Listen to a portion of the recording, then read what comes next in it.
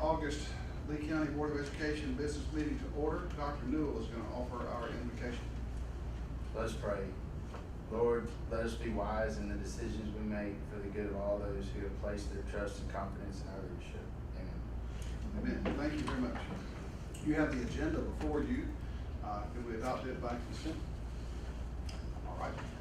Moving forward, we have the approval for the minutes for several meetings and public hearings. You have the July 22nd, July 27th, 2 meetings on July 27th, and then the meeting for August the 10th. What is the pleasure of the board? I have a motion by Ms. Lang. Is there a second? Yes. Second by Ms. Ford. Is there any discussion? Hearing none, all those in favor, let it be known by saying aye. Aye. Any opposition? Passes 5-0. Moving on to the next item is the presentation of the financial report for the month of June. Dr. Miller? Well, you can see the numbers there, and if you have any questions, Mr. Kelly's here to answer any questions. What is the pleasure of the board as it relates to the financial report? I move we approve the financial report for June. We have a motion. Is it by Ms. Pan? Is there a second? Second. Second by Ms. Lang. Any discussion? Hearing none, all those in favor, let it be known by saying aye. Aye. Any opposition? Passes 5-0. You have the consent agenda before you. Dr. Miller? The consent agenda is routine for this time of the year. We have 16 recommendations for employment, 12 resignations, 1 retirement, 1 termination, 11 reassignments, 10 fundraisers, 1 facility use request. That's from Deerfield. They want to host a cross-country meet here. They normally do that through Albany State University, but ASU is not hosting events. I believe they allow practices, but they're not allowing events at this time due to the pandemic. And then there's 1 website flyer. I believe there will be some questions or some discussion. What is the pleasure of the board as it relates to this consent agenda before we get into that? Have a motion by Ms. Lang. Is there a second? I second. Second by Ms. Van. Any discussion? I did have a question. Yes, ma'am. It looks like we have 1 retirement, 3 resignations on the bus drivers. Yes, ma'am. Tell me how we're doing on bus drivers. We're struggling. We have 3 people who are not regular drivers filling in now so we can make the routes we currently have. We have the driver trainer who is an office person. That's their job's an office job, but they have a CDL. They're filling in, and 2 mechanics. That leaves us only 2 mechanics in the shop to deal with any breakdowns that may happen or to fill in if there is a person who's out sick. Are we still doing 6 through 12, the 1.5 miles? Yes, ma'am. Right now we are, but we're monitoring the numbers. Our numbers have been extremely low. Of course, we're only 2 days in, but we're seeing a bus that normally has 90 kids, we're seeing 30 on it. And if that continues, then we can probably address that for the in-town kids. My concern certainly is what I've talked with parents about is just the foot traffic, being a pedestrian, and the busyness of the traffic in Leesburg. And then, of course, as Ms. Van and I were just talking, it's going to rain this week, and so that's another concern I have, kids being out in the weather, either coming or going. We don't have sidewalks. And we do not, that's another excellent point. So our hope is that we can correct that, but right now the supply does not match the demand that we have. We faced a bus shortage for a number of years, and we've been hit really hard with resignations, many related to the pandemic. What are we, as far as advertising for open positions, Yes, how are we, and I'm sure we're doing it, but how are we doing it? They put it out on social media. There's a big sign over at the bus shop. We certainly encourage, and we have 1 proposal that we're considering to bring before the board. It would be a little bit of a change in how we do things, but one thing we talked about was perhaps if a driver did not reside in the county, perhaps we could waive the out-of-county tuition if they had a child attending in the county, just because we need drivers, and we're trying to find ways to do that. You know, we incentivized their attendance last year. We added, we've addressed the pay, but it's just it's a nationwide crisis. There'll be a story on WLB tonight about it, an interview I did today. What is the, number of students that we have that are coming in person that might ride the school buses? The schools, what is our Well, numbers? we had 5,800 students on Friday, and of that number, about 4,600 were physically present with us. In person? Now, typically, we transport over 4,000 students in a normal setting.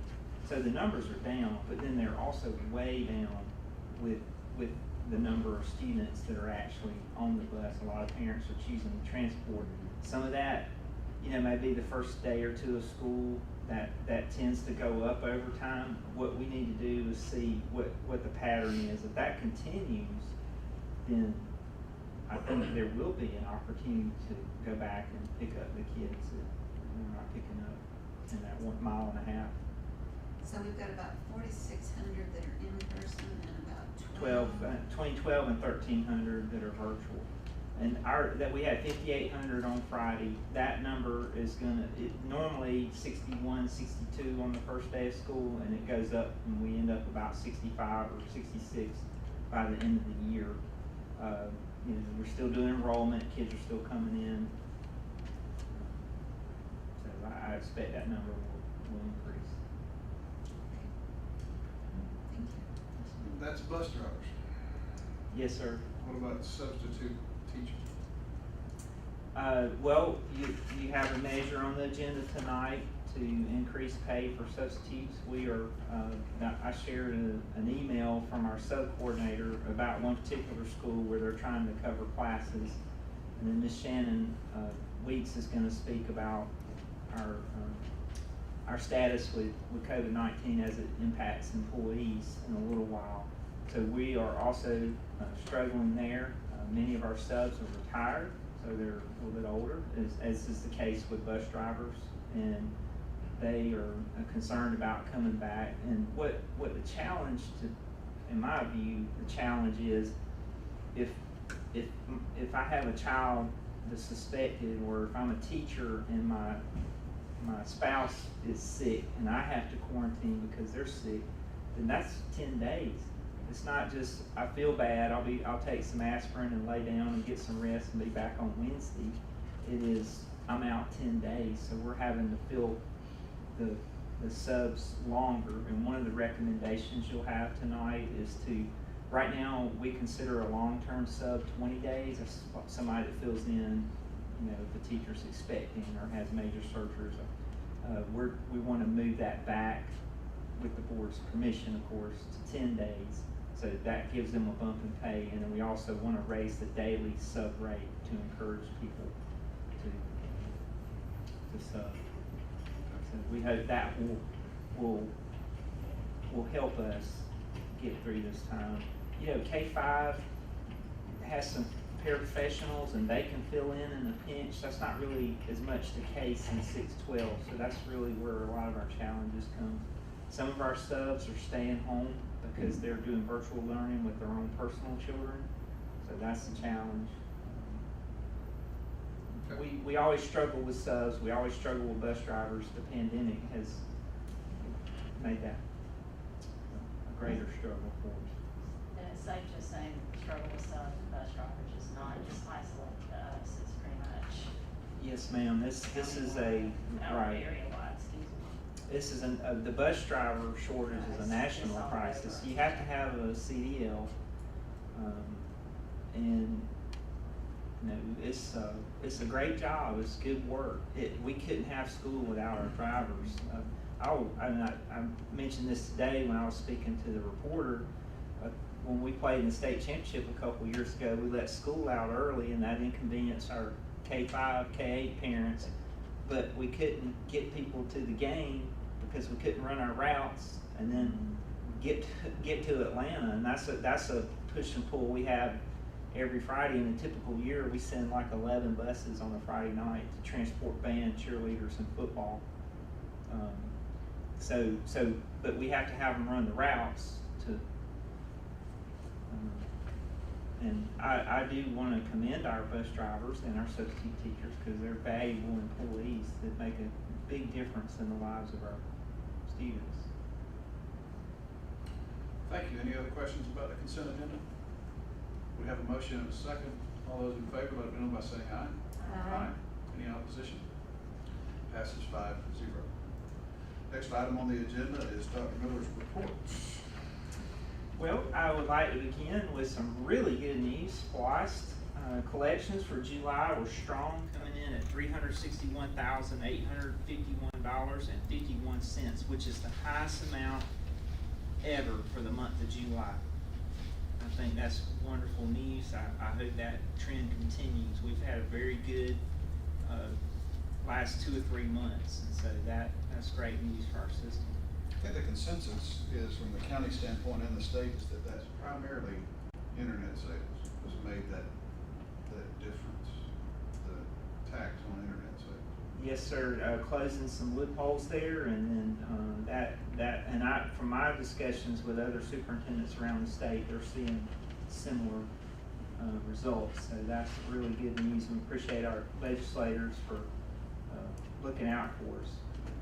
Under plant operations, you have a 12-page report concerning their work. Of note is their work with the D building at pre-K, and I know you walked up there to look at it a few weeks ago. If you got time tonight, I think you should go back and see it. It looks fantastic. So glad that building was full of old records and squirrels and things like that. So we fixed the squirrel problem, and it just looks really nice. And it's the new cafeteria space and some new spaces for our school nurse at pre-K. Really didn't have a office with any kind of privacy, and so we've addressed that. Very thankful for that work.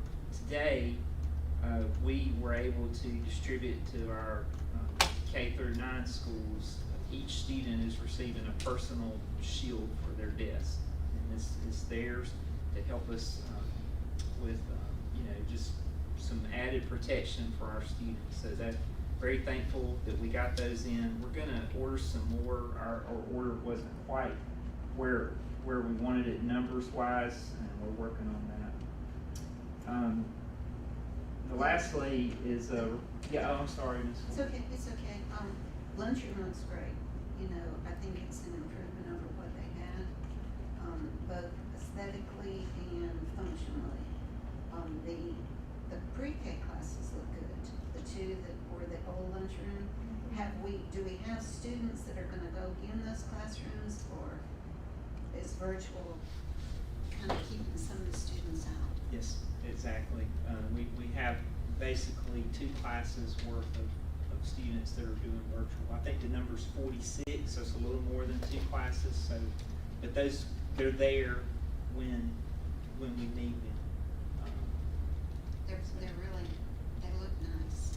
The windows, I think, have made a tremendous difference. The awning, when they took the awning down on this side of the building where you go into the food service office, they said there was one piece of wood, and they took one screw out and the whole thing just collapsed. So it's been there for 40 plus years. So thank goodness that nobody was injured, and that's been addressed. And speaking of awning, I have not seen it personally myself, but we added a new one at 9th grade campus so that on inclement weather days, there's a cover for kids walking in, and the parents actually drive through. It goes out and over the little drive. So I've seen it being built. I've not seen the finished product. I was not able To do that. I had another question. Yes, ma'am. Over at the high school, we took up the foyer tile and replaced it with carton. I'm not sure what you're speaking of there. It was was just listed that they took up the tile in the foyer and replaced it with carpet. I've not seen that myself. I was over there Friday and I walked through there. I may not have paid attention to it. Now, if it's carpet, all of our carpet now is what we call carpet tile. That's not what we have here. It is a new product that's come out in the last few years, and we've really been pleased with it. We put it in the multi-purpose building. It was the first space that added it, and we've added it in several classrooms, and it holds up really well. And it takes a pounding. So that may be what you're referring to. Okay, I didn't see a picture of it on, you know, the I don't see Franklin's that. pictures. Okay, those were my questions, thank you.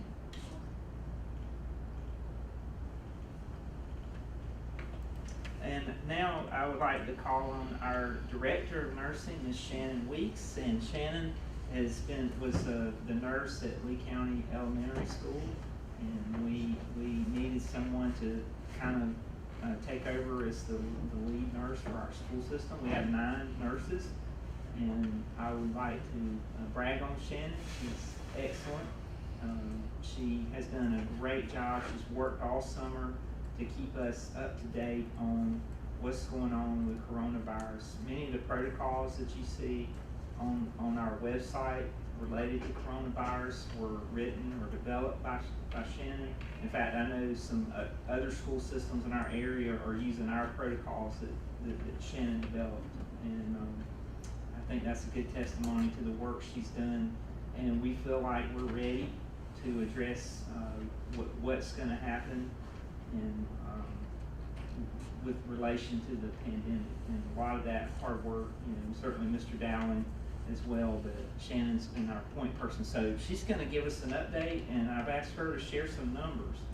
And one thing that I'd like to say to the board, we plan later this week to begin posting our numbers online so that the public can see kind of where we are and what we're looking at in terms of. How do you break the numbers? Is it gonna be broken, is it total, you can break it down between students, staff, administrators? I've seen a lot of those comments. Well, right, well, we're working on that right now. We were looking at one today, I believe it was Paulding. They've been in the news a lot, and it's broken down by school, and we probably won't do like grade specific. 3rd grade at Lee Elementary, it'll probably just say Lee Elementary student, Lee Elementary teacher. And we don't do this to cause concern, but we want people to see what we're looking at and what you're looking at as the board, and maybe help them understand a little bit of why we're doing some of the things we're doing. And we want to keep people informed and be upfront. And so Shannon's gonna share a little bit of that with us tonight. Absolutely. I counted these numbers around 1 or 2 o'clock today, so this was correct as of then. I did break it down between employees and students. I've got the breakdown for each school, but I was just gonna give you an overview that as far as employees go, we have 4 total positive test result employees in the school system right now. There are 4 that are symptomatic and suspected. Once their they're waiting for test results to come in, so when those test results come in, if they're negative and their symptoms resolved, they'll be able to come back to school. And then we have 10 total who are quarantining from exposure. So a positive case will get you 10 days isolated at home and can return as long as you're 24 hours fever-free, symptoms resolving at that point. If you're quarantined from exposure, it's a 14-day quarantine. And that's because we don't know if you have the virus, if you're going to develop symptoms of the virus, and CDC states that between 2 and 14 days is when those symptoms generally show up. So that's where those numbers come from. A lot of people ask questions about if you are positive, why do you stay out less time than if you're quarantined for exposed? It's because we're watching and waiting for symptoms.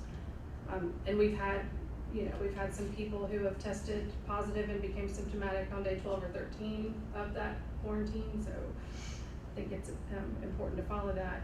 As far as students go, total, I will say, out of the number of positive students that we have, none of them have tested positive Friday or Monday. None that we've had in school have tested positive. These were prior to school beginning, and we have 8 out right now that were positive over the school system. There are 16 who are symptomatic, suspected, waiting on test results, and that is 40 exposed quarantine students.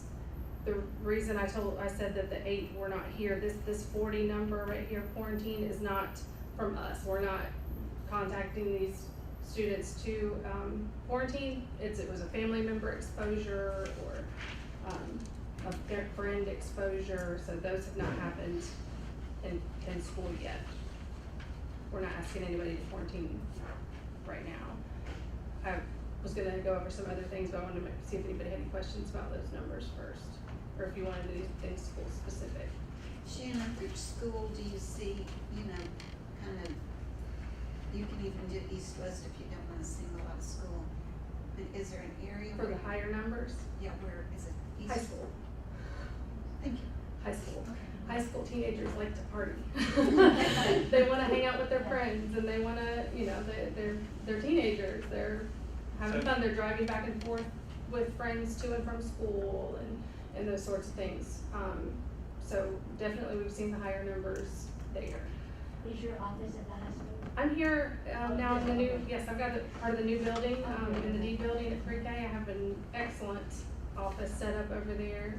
If you get a chance to look, there's, in each school now, it's good to see it over where I'm at. There's a clinic where we see what we call well visits, daily medications, treatments, diabetics, injuries from the playground, and then each school also has a designated COVID area now.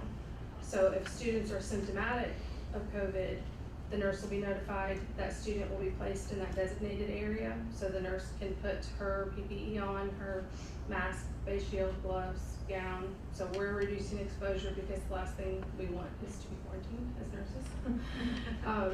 To then assess the student and see where we go from there. And that's actually the next thing I was going to discuss.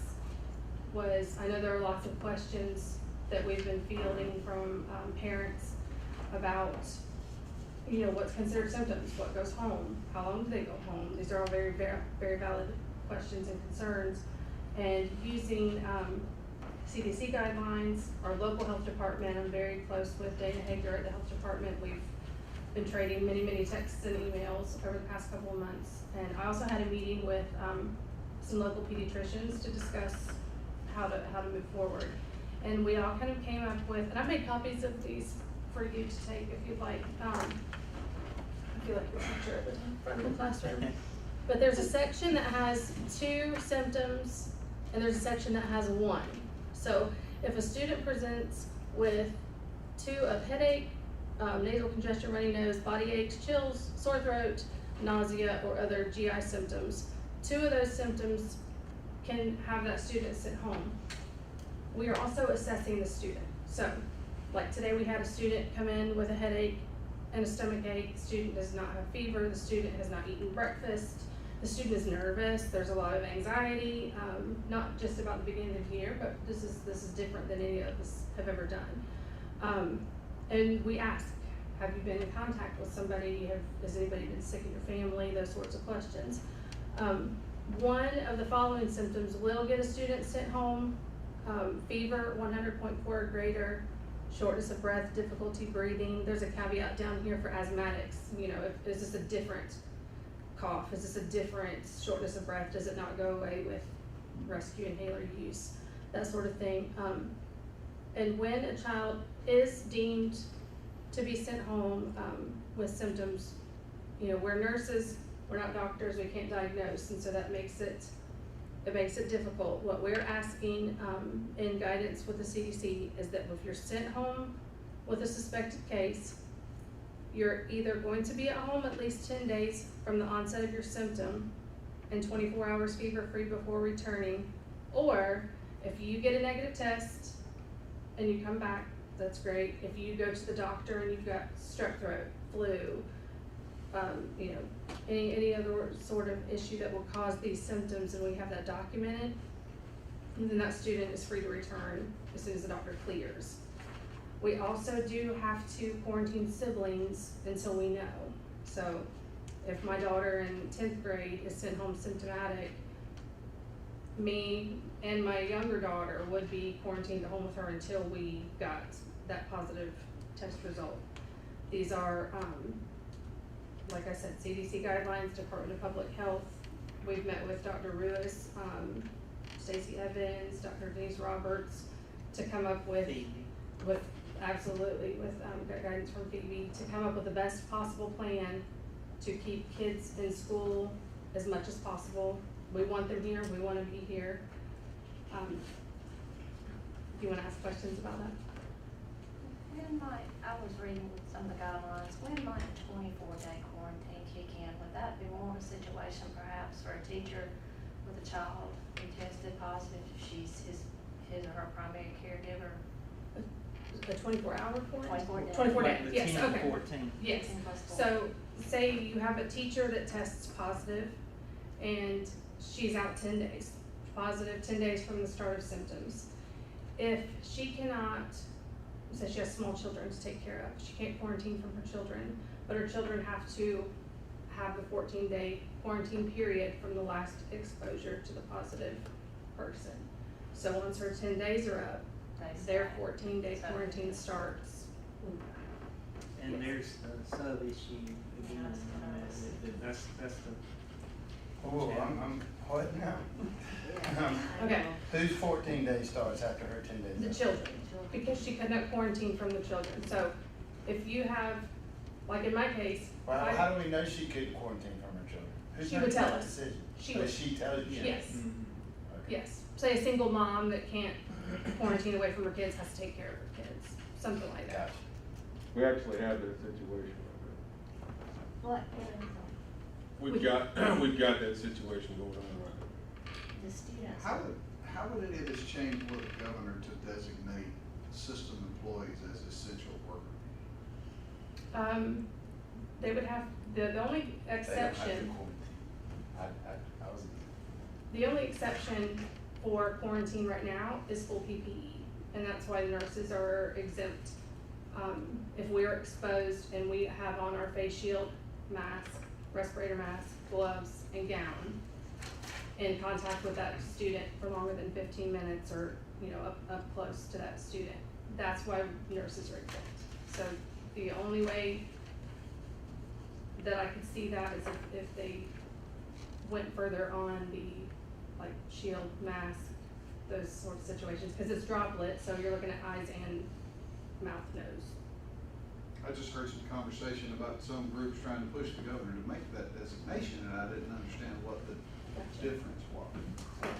And that's what I'm assuming is, I've heard other places where, positive hospital workers have to work as long as they're asymptomatic, because there's not enough nurses or doctors to take care of folks, but they are in full PPE all day when they're taking care of people.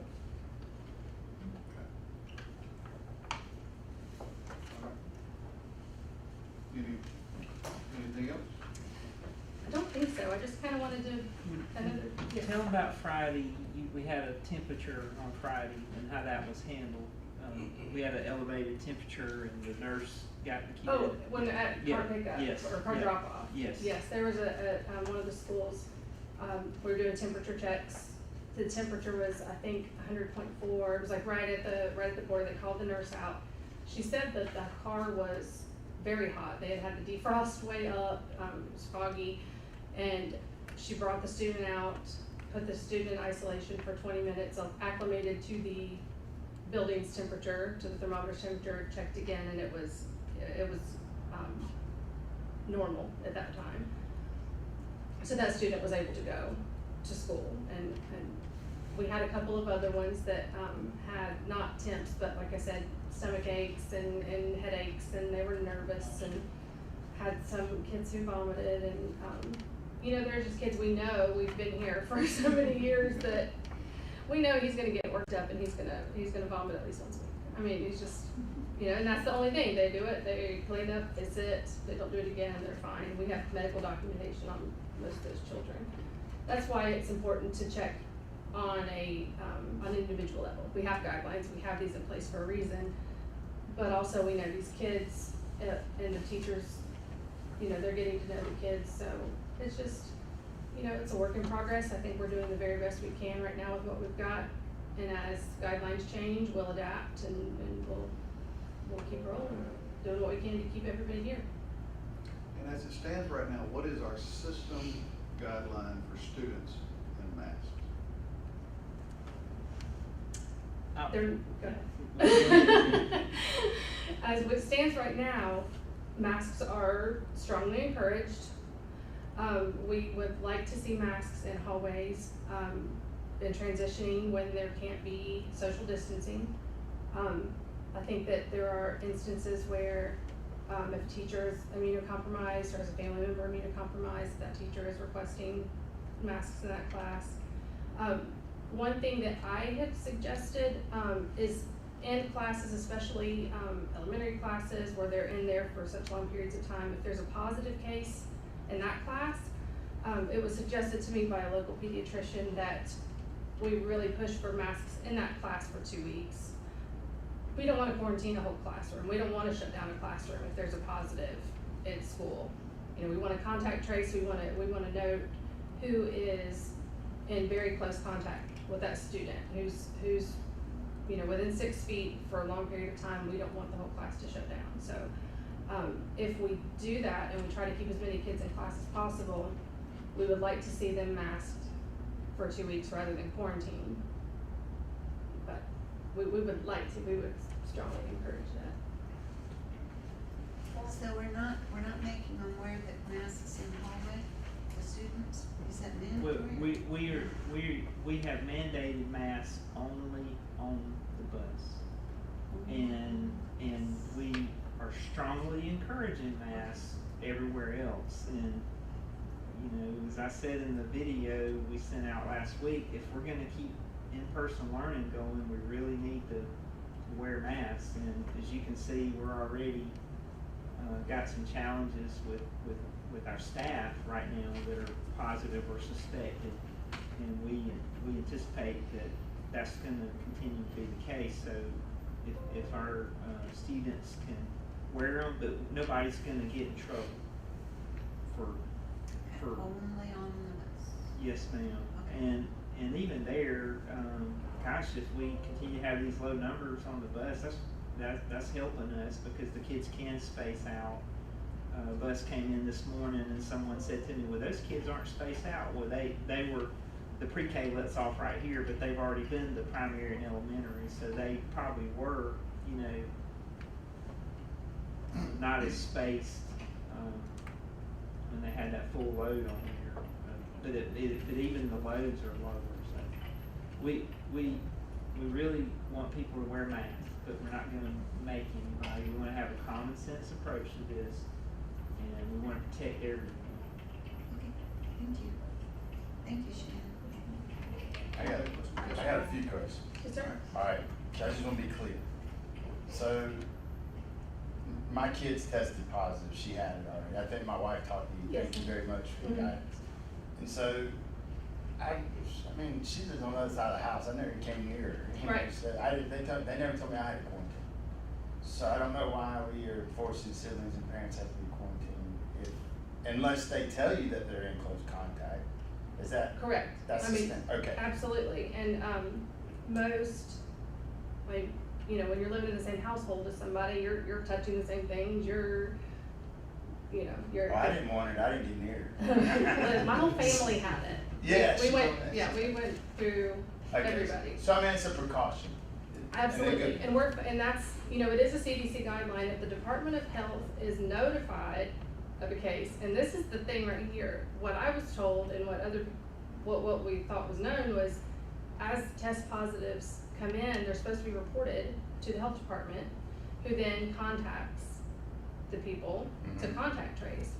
That's not necessarily been happening as much as we thought it was, or should, so. That's not happening.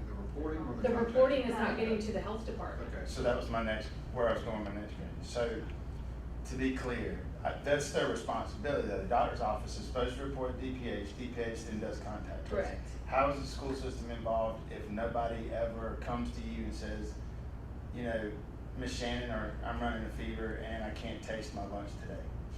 If Well, they what just they go don't home, come to that, me, we don't know. well, that's what, so they go home and they tell their mother that. Their Mhm. mother then in the morning doesn't even come to school, just takes and gets tested positive, quarantines it. How, do y'all even get involved? Does that doctor's office or DPH contact you saying this kid? If it does get reported to DPH If or it they does. test at DPH, then Dana will They'll call you, contact okay. me. A lot of the parents have been contacting us, which is how we've known about a Okay. lot of these, that have tested positive in the weeks prior to school, is the parents reaching out for guidance. Okay. well, imagine for excused absences, quarantine period. Yes. They would have to Right. give the school some notification or something. Well, I'm just because if they came to y'all and y'all reported it, and then they went to their doctor and their doctor's office And- reported, that counts on, if I'm But we're not understanding. reporting unless we know it's positive. So if I have a student who is suspected, Okay. and I'm speaking to that parent and I'm telling them, these are the symptoms that we're looking at. Right. And we send home a letter that looks like, oh, it's on the other side of this. That looks like this, and it's got a little checkbox so we can check whatever symptoms that they've got. And the direction that we're giving the parent is, you have two options. We keep the kid home for 10 days until, because that's what, we would have to, we have to suspect that it's positive. Because we don't know for sure, we've got symptoms, we have to go on a suspicion. So that would be home at least 10 days from onset of symptoms, and fever free for 24 hours, all that good stuff. Improved coughing, shortness of breath. Or if they choose to contact their physician, which we want them to do, we highly recommend, just call the doctor, tell them the symptoms that are going on, see if they want you to come in to get tested for anything else at that time. So these, until we know that there's a positive, I'm not sending these numbers to the health department or these students' names. Okay. So I have to have a clinical positive from them reporting to me, from the parent reporting to me, before I'm gonna turn that number in. So if mom just never took him and got tested, just kept him home for 10 days? Not telling. Yeah, okay. And then my last question is, how many of y'all had to turn away because they're running a fever? Do you have a number of how many of y'all had to turn away? Since we've started school? Yeah. None, that I know of. That's awesome, okay. Yeah. Yeah. But, you know, kids they're gonna get sick. Yeah. And I think. We had one this afternoon, actually here at pre-K, about 2:40, they're getting ready to get on the buses, they have their naps in the afternoon. And, a para brought a student to me to recheck because she thought he felt warm, you know, he'd been there all day, he didn't have any fever or anything during the morning. And I rechecked him and he was like 99.4, he was a little bit warm, but you know, I emailed the parent, let them know what was going on, have them keep an eye on the student and tell them, but that's not, you know, it's not febrile, but he could have just been hot and sweaty from sleeping or whatever the case may be, but. I started doing it at my office. I mean, I know y'all don't want to hear it, but about 2 weeks ago, I'm probably late to the game, but I've had to turn away about 10 clients coming in. Really? But yeah, I don't know if it's my thermometer or what. But I don't let them in if they're running fever now. So I mean, that's why I was curious how many y'all had. And I noticed my other daughter, where she goes to school, they've been doing it. It's a slow process. Everybody It get is. out of the car line, but they haven't had to turn away many. And we trained the teacher, I mean, like, sounds silly, train them how to use a thermometer, but you know, each one of those brands are a little different, each one has a little bit different recommendations, so we, spoke with teachers and demonstrated how to use it, and we always second check.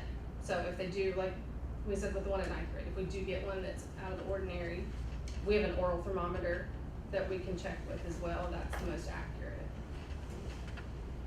I think we've seen, if the reports I'm getting are accurate, that the vast majority of our students are in fact wearing masks. Yes, sir. Yeah. See a So lot. I think we've seen, and Dr. Miller and I were discussing, I think I may have mentioned it to others. The Surgeon General was in town in Atlanta a week or so ago with the governor. He made a point to say in his remarks at this opening of a new testing site at Hartsfield, I believe, that Leaders typically have three methods to encourage or to get the people that are under them, under their authority, to do what they want. And that's enforcement, engagement, and education. Obviously, our areas of expertise in the school system are the education and the engagement side of things. He went on to say that the two most successful are education and engagement, with the least being enforcement. The school system has been the example of positive behavioral support for years. So, as evidenced by what our students are doing and the efforts of our teachers, the decision by the administration to strongly encourage masks in lieu of enforcement is working. So I applaud the administration for that. I'd just like to say as a parent, my youngest is at Middle West School, and they have been really good about taking them outside, letting them social distance, pull their masks off, have some fresh air. You know, have encouraged them if they needed to step up to the back of the room and pull it down for a little bit that they could. So I was glad to hear that. Yeah, my kids, I asked them, I never told them to wear a mask or not, and, I don't wear a mask like I should, I apologize. So I asked them today if they were wearing, me and Frank were talking, I asked them if they were wearing a mask. They said, I'm not wearing a mask, and both of them said they've been wearing them in all their classes, so I was kind of proud of them. I would like to commend our parents and students for their cooperation. Yeah. In particular in the classes where we have teachers who have health conditions or someone in their home who has a health condition. I'm very thankful. I would say it was 99% on Friday in grades K through 9, and not quite there in high school, but I was there at the end of the day too. So, but I know we have a very high level of participation with our high school kids, and I think that just speaks well, as Frank said, to the young people of this community and their families. And it's not, if you don't wear one, you're a bad person. That's not the case either. It's just, you know, I think people genuinely are looking out for their neighbors, and that's why life works well here. I agree. I have one question. With the mask policy, would it be beneficial to send out something to all the parents? Because you hear conflicting stories about my child, you know, only wears it in the hallway when they can't social distance. They don't have to wear it in class. You hear others that say the teacher made me wear it. If I take it off for a second, I'm going to get in trouble. Some kids say they had to wear it at recess. You hear different conflicting stories. I know you've been bombarded here as of late, but with the whole mask debate, do you wear it? Do you not wear it? Do you think it would be beneficial to publish the schools? I know it's, you know, a lot of times everybody puts it on Facebook and thinks that's good enough, but send out an official letter, and it may have already been done. I haven't seen anything, but stating that the school system doesn't mandate, it's up to the teachers. If they implement the mask policy to their health criteria, and if the school could compile a list of those teachers, say it just the high school. If the parents want to know which teachers require a mask, they could find out if their children were affected. Some parents are totally against them, some parents don't care, and others are fine either way. We encourage our kids when you can't social distance. But if they're in class, and assuming there's adequate space, pull it down, you know, do your schoolwork and everything. But with everything that you see online and everything, I just thought maybe that would be a beneficial suggestion. Thank you very much. And I agree with you. We also would probably need to do it over the news at the schools, because sometimes the children the message isn't relayed to the students.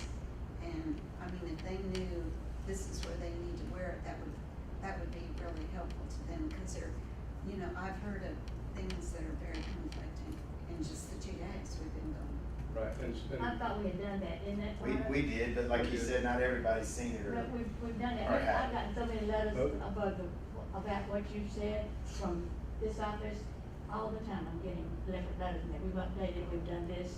So I think you really have put it out, just that everybody that maybe not have seen it, but there's one right there. Yeah, I don't think everybody's seen it, 'cause I had a couple questions. But my kids, I don't know who told my kids, because I didn't tell them. And they're doing it, because I asked them today, are y'all wearing masks? So they heard it. So they heard it from somebody, but now they're both responses were, I put it on a Greek test, it's in class.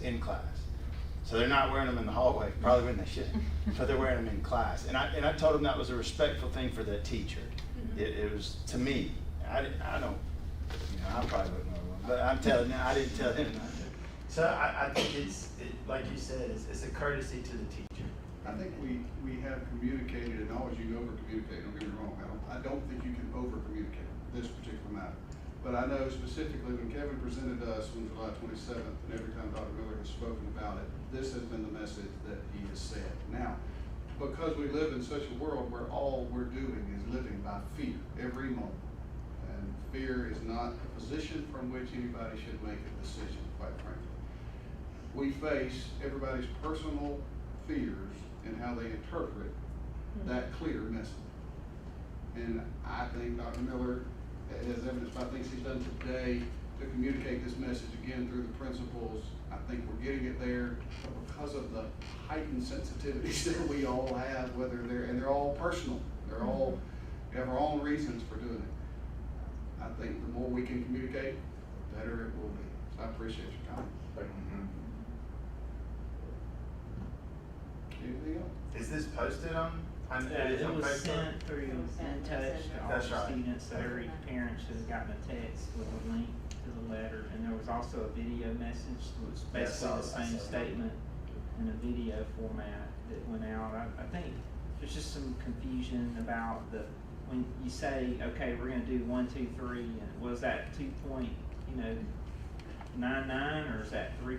I mean, it's just some variation in the.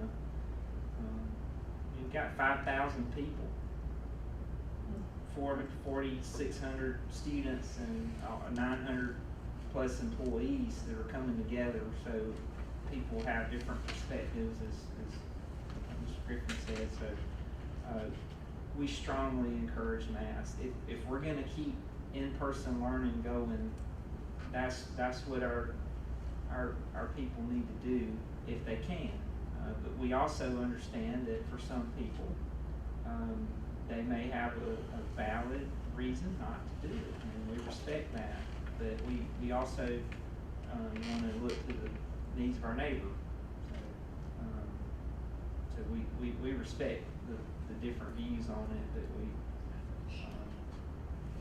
it would be good if our students wore a mask every day.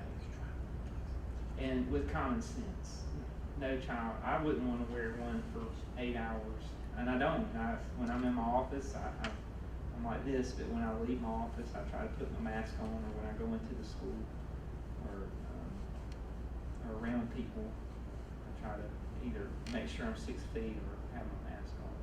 And that's one of the challenges in the classroom. The classrooms are, even though we have 1,200 students virtual learning, our teachers are teaching those students. They're not on a program, so in effect, the class sizes are about where they would be in a normal school year. So that doesn't allow us the opportunity to be 6 feet from everybody, which is one reason we have the desk shields that are available, and hopefully that'll help. That's what We were whisper talking. We spent $100,000 on these trifold shields. I would think that would allow them to take their mask off at their desk if they were behind that, but. Right. But they all haven't come yet, is that right? There was about 300 short, and we have enough for every child that is at in-person learning now, but we wanted to order extra because we know we'll have more students that weren't here Friday that'll be joining us at some point. And when our virtual learners, if they decide to come back, we want to be ready for them and have enough. So, and we've also ordered shields for tables like this in the classroom where a reading teacher works with students. We've ordered so that they can see their teacher to the face and all. And I would like to note too, Mr. Griffin, that we got a very nice donation from Phoebe today of some N95 masks for our so that when our nurses have to don the PPE to assess the situation. So I very much appreciate Phoebe's. Cause we haven't been able to find any to purchase. Yes, so that was very kind of them, and we appreciate, they've been very supportive, and they've reviewed our plans and worked with us, and provided guidance for our school system. Are you completely, I mean, what's your status like? We have, we were able to order some KN95 masks, which, you know, 3M is saying that those are comparable. Each nurse has about 30 of those, and Phoebe actually donated 20 N95 masks, so we could do 2 each, but we put a surgical mask over top of that N95 mask to protect the integrity of that mask so that we can use it more. So as long as it's not getting soiled or, there's a little test you can do to check the airflow, and as long as it's intact and the integrity is not compromised, we can continue to use that one with a shield, with a surgical mask. I can check my distributor, they're all being rationed right now, but I Yeah, can check and see if I can get you some, cause I don't wear them at the office. Right. So I can use my ration and donate to y'all. That would be I'll check amazing. my That distributor. would, that would be great. That would be Yeah, amazing. cause they're hard to come by, even They latex gloves are hard to get around, Mhm. everything's rationed. I'll see if I can get some. Thank you, that would be great. Thank you, Ms. Weeks. Dr. Miller, anything else? No, sir, that concludes my reports, unless the board has any other questions or comments. All right. Moving on to discussion and action items. First item on the agenda is a request from Mr. Haynes to seek bids on the purchase of 3 90-passenger buses. Dr. Miller. We received state funding from the Georgia Department of Education to pay a portion of the cost for purchasing 3 90-passenger buses, new ones, and we'd like the board's permission to seek bids on those. What is the pleasure of the board as it relates to this item? So moved. Have a motion by Ms. Lane, is there a second? Second by Ms. Ford, any discussion? Do we have any idea what that cost difference is? About $30,000 with local. I'd buy them all day today. So we get 3 for the price of 1? So the total is the set $100,000 for the. Yeah, it's a little more now that we're putting air conditioning on it, that's about 110, but, you know, but they give us 77,000. That's good. All right, hearing no further discussion. All those in favor, let it be known by saying aye. Aye. Any opposition? Passes 5-0. Next is the request for approval of the financial statement for previous fiscal year 20. Dr. Miller? The signature of board members is required for, on that summary page, which is the last page of those financial statements. I didn't know if you had any comments, Mr. Kelly, or if y'all have any questions. You just noticed that fund balance was larger and that helped us fund this year's budget, so. All right, what is the pleasure of the board as it relates to this request? I move we approve the financial statement for fiscal year 2020. We have a motion by Ms. Van and a second by Dr. Newell. Is there any discussion? Hearing none, all those in favor, let it be known by saying aye. Aye. Passes 5-0. Dr. Miller, item number 3 is the request for approval of non-resident tuition. Yes, sir. As the board knows, system employees are allowed to bring their child to school in Lee County if they live outside of Lee County, and they pay a non-resident tuition. The rate last year was set at $1,980. We're recommending the rate of $1,890 for this school year. Okay. What is the pleasure of the board? Move that the tuition be approved. Have a motion by Ms. Lane. Is there a second? Second. Second by Dr. Newell. Is there any discussion? Who qualifies for this? Because you may mention that one of the tools we might use for school bus drivers might All be included. All employees. So if I work in Lee County, but I live in Albany, then, and bring my child with me, they, All full-time employees? yes, sir. Okay, so that's Yes, why sir. bus drivers have not been included up until this. No, they have been included. They have been included, they've had to pay the tuition. What we were saying was Oh, waive the potentially tuition. waive the tuition Okay, as an sorry. incentive for their child to come and. That would be a strong incentive. Yes, ma'am. Yes, ma'am. And there are, you know, there's always a instance or two where it may not be the child of an employee, but through circumstances that could not be helped. And unfortunately, there are many times tragic circumstances, we do accommodate, students who, to continue with us, and so, but I'm glad that this reflects a decrease. Basically, I don't know, Gary can The explain money better. that we That's saved to fund our balance, I mean, our expenditures went down, so the cost per student went down. Right. And this reflects the local portion, correct, of what our costs are to educate a child. And if you think about it, we've got about 60 students that fall in this category. I'm not, that may not be the exact number, but in effect, if you look at that from a school perspective, that's about 3 teachers in elementary school, or 2 in 6 through 12. So that's a cost. Those are additional positions we have because. Not the true local cost, but because we have to reduce the local fair share to 5 meals. So, because of state law, but that formula is Georgia law for how we calculate. So is it expected that once we get above that 40% level with this new evaluation, that this would go up because we're not reducing the? Well, we'll reduce more. I mean, so That's that, right. Yeah, it'll, Okay. because we're paying, you know, the penalty because we're not at the. We're paying less, that's right. Okay, good. Any other questions? Hearing none, all those in favor, let it be known by saying aye. Aye. Any opposition? Passes 5-0. Next item, Dr. Miller, request for approval of temporary increase to substitute teacher pay. We are facing a shortage of substitute teachers. We would like the board's approval of an increase in sub pay for both the daily rate and long-term sub pay. Also included in this request is a change in the definition of a long-term sub. Currently, a long-term sub is someone who subs for 20 days or more. We request that this be amended so the long-term sub is someone who subs for 10 days, and that in light of the pandemic and its guidelines that we just talked about. And I'd like to thank Mr. Dowling for drafting this, and Mr. Kelly. We think this is urgent, and hopefully this will help us get some more substitute teachers. What is the pleasure of the board?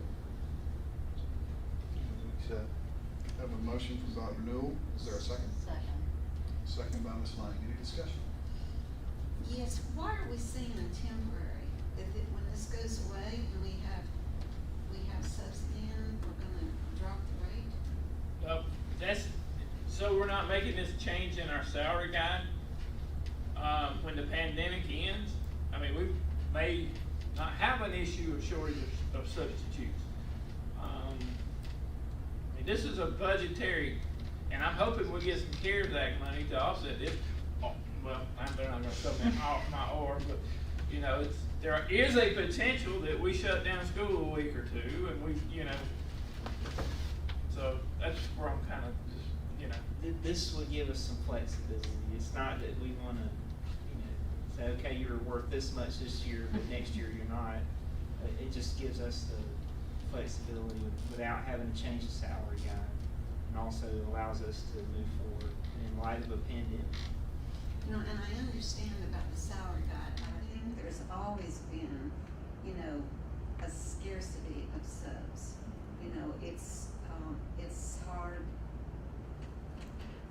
Ms. Ford, we were going to address that in the budget, but the 14% reduction from the state, I mean, we had addressed sub-pay. I don't remember, was it $5 or $10 that we had increased, but when the teachers were not gonna get a raise, I mean, that kind of just said, nobody, you know, we're not gonna address any of the salaries except for the custodians. So that's kind of what fell back. So next year's salary guide, you should notice an increase of that. Now, will it be a $25 increase? I don't know. We'll see what fits in our budget and how many days we, you know. This is just a different thing we're dealing with that. And I will remind the board, it is a local cost, that we do receive funding from the state, but the funding we receive is about, was it $150 per teacher, and that's about 2 days out of school. Huh? They claim it's 8. they claim to say that it's really, in reality, about 2 days, and the average teacher misses about 8 during the course. You know, they have to go to the doctor, or their child's sick, and when you factor in other things like pregnancies and surgeries that require people to be out longer. So we believe, we hope this will be an encouragement, and believe it will. And hopefully our retired teachers, if they, gosh, it's pretty good, you can make $100 a day, you know, if that's an interest to them, we certainly would welcome them back, you know, especially having some people that have been teachers and. Well, I think it is, very strong incentive, you know, and I kind of see those individuals too have got to have a level of concern just going into our buildings. So, you know, so this will maybe offset a little bit of that and help them be able to come back. Okay. Yes, I hope so. All right, any other discussion? Hearing none, all those in favor, let me know by saying aye. Aye. Any opposition? It passes 5-0. The last item on the agenda is the superintendent's contract. I believe Ms. Lang has a motion. Yes, I would like to make a motion to, increase Dr. Miller's contract by 1 year with no salary increase. Is there a second? A second. I have a second by everybody. Jennifer, you can have on that one. Any discussion?